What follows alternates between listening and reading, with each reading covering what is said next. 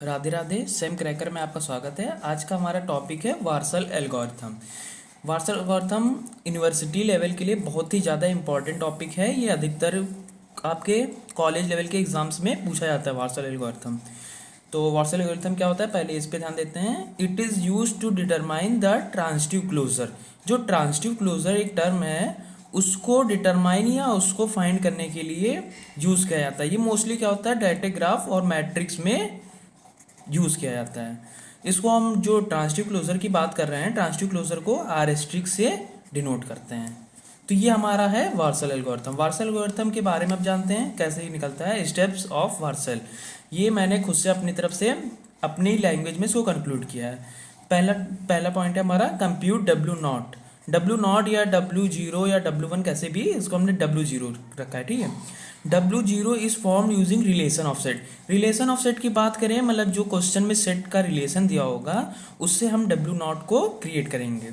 W not किस form में होगा, हमारा मैट्रिक्स के फॉर्म में होगा।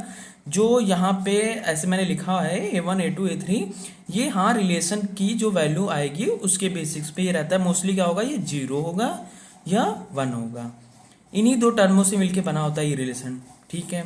फिर सेकंड में आते हैं compute W N. W N क्या हो गया, एन एन क्या है यहाँ पे, N is specified in question. N की जो वैल्यू है वो क्वेश्चन में स्पेसिफाइड होगी। मोस्टली क्या होती है, 3 4 5 2 भी हो सकती है, ऐसा नहीं है, लेकिन ये क्वेश्चन में स्पेसिफाइड होगा डब्ल्यू एन। और ये डब्ल्यू एन जब तक कि क्वेश्चन के टर्म के इक्वल नहीं निकलेगा, जैसे हमने वहाँ पे क्वेश्चन में 4 तक दिया है, तो जब तक कि 4 टर्म नहीं निकालेंगे तब तक आंसर हमारा सही नहीं होगा।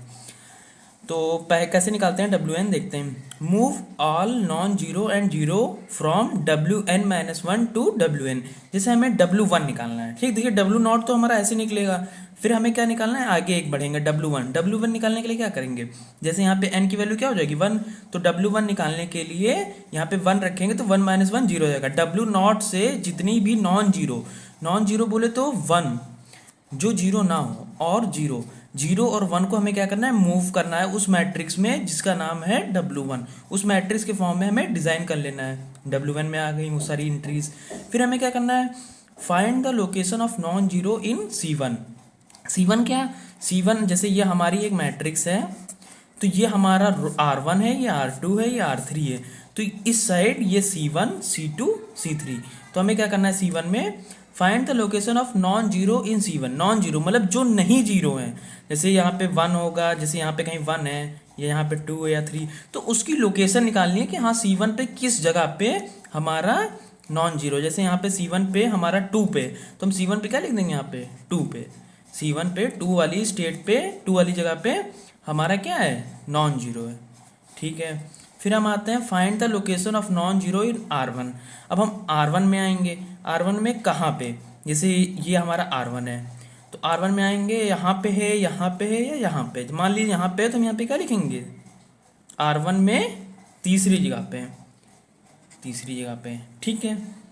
फिर आते हैं, इतना करने के बाद आपको क्या होगा, the new non zero element is. अब हमारा क्या होगा, दूसरा एक नॉन जीरो एलिमेंट जनरेट होगा, उसकी जो रिप्रेजेंटेशन का वे होगा C N comma R one. तो जैसे हम एन पहले सी वन निकालेंगे, N N equal to one, जैसे हम डब्ल्यू वन निकाल रहे हैं, तो यहाँ पे क्या हो जाएगा, सी वन आर वन। तो सी वन क्या है था हमारा, मान लीजिए यहाँ पे टू था, और आर वन क्या था, थ्री था। तो इस हिसाब से क्या होगा, टू कॉमा थ्री। अब टू कॉमा थ्री को हम टेबल में कैसे लिखेंगे, टू कॉमा थ्री को टेबल में ऐसे लिखेंगे। ये हमारी तीन रो हो गई, ये हमारी तीन कॉलम हो गई।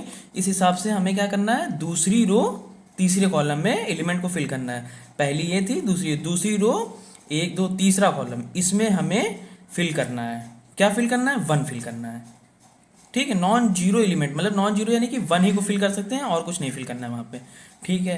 तो ये हमारा हो गया, नेक्स्ट एलिमेंट फिल करना है जो नॉन जीरो नई एंट्री आएगी। फिर हमें क्या करना है, लास्ट स्टेप में आर एस्ट्रिक निकालेंगे। आर एस्ट्रिक क्या होता है, the location of non zero entries in last W. तो इसमें क्या होता है, लोकेशन बताना होगा कि हमारी लास्ट एंट्री की लोकेशन क्या है। इसको हम कैसे बताएंगे, जैसे ये है हमारा एक हमने मैट्रिक्स ली 1 0 1 0 1 0 1 1 1, तो हमें आर एस्ट्रिक निकालना है। मान लीजिए हमारा लास्ट का फाइनल आया है W3 या W4 जो कुछ भी हो, तो इसे हमें आर एस्ट्रिक में लिखना है। तो ऐसे लिखेंगे, जैसे इस वन नॉन जीरो एलिमेंट की वैल्यू देखिए कहाँ पे, पहला रो पहला कॉलम, तो ये क्या हो जाएगा 1,1। फिर हम इसको लिखेंगे पहला रो तीसरा column, first row and third column. फिर हम इसको लिखेंगे, इसको लिखने के लिए क्या करेंगे, दूसरी रो दूसरा कॉलम, इसको लिखेंगे तीसरी रो पहला कॉलम, इसको लिखेंगे तीसरी रो दूसरा कॉलम, इसको तीसरी रो तीसरा कॉलम। तो ये हमारा हो गया RST। लास्ट स्टेप में हमें सिर्फ ये करना है, जो हमारे बची हुई मैट्रिक्स आएगी उसको सिर्फ और सिर्फ इस फॉर्म में लिखना है जो शो करता है कि हम हमारा ट्रांजिटिव क्लोजर है। Thank you, have nice day.